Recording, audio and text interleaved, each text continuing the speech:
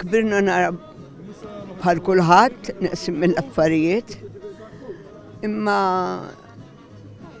il-papa Alla jagħfirlu kien bniedem li ma jibżax mix-xogħol, allura trabbejt f'daqsxejn ambjent aħjar minn ħuti, għax ħuti kollha ikbar minni u jiftakru l-bara l-inżlin.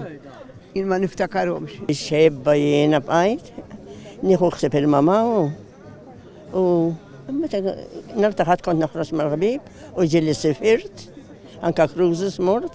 Marija Antoinette u Emilia huma tnejn mill-anzjani li ġew intervistati mill-professur Raymond Mangione u qasmu l-istejjer tagħhom għall-ktieb Memorji minn San Vincenz de Paul. Dan huwa damma ta' intervisti ma' anzjani Maltin u Għawċin illi jgħixu fir-residenza f'dawn l-aħħar 10 snin. Biex ħammit intervista waqgħet iż-żewġ volumi, il-professur Mangione ħa madwar 6 snin. Huwa mżewwaq b'tarif fuq Malta u għawdex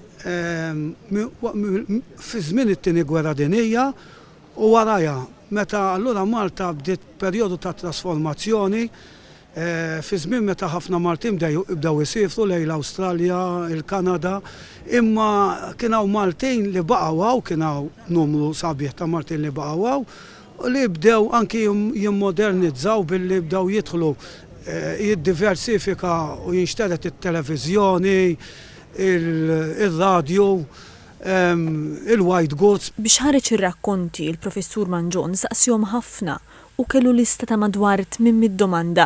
Saqsejthom anki pereżempju fuq ir-reliġjon kif kienu jagħmlu jiċċelebraw il-miliet, l-Easter pereżempju, il-festi oħrajn fil-bliet u l-irħula Maltin, jiġifieri imżewwaq ħafna l-ktieb anki x-xogħol tagħhom is-snajja kif kienu jsifru meta kienu mar-reġimenti xi żviluppiraw f'Malta t-toroq li bdew jinfetħu Malta. Il-professur Mangione qal li dan il-ktieb jgħin biex il-memorji ma jintilfux u jkunu punt ta' referenza għal xogħlijiet futuri.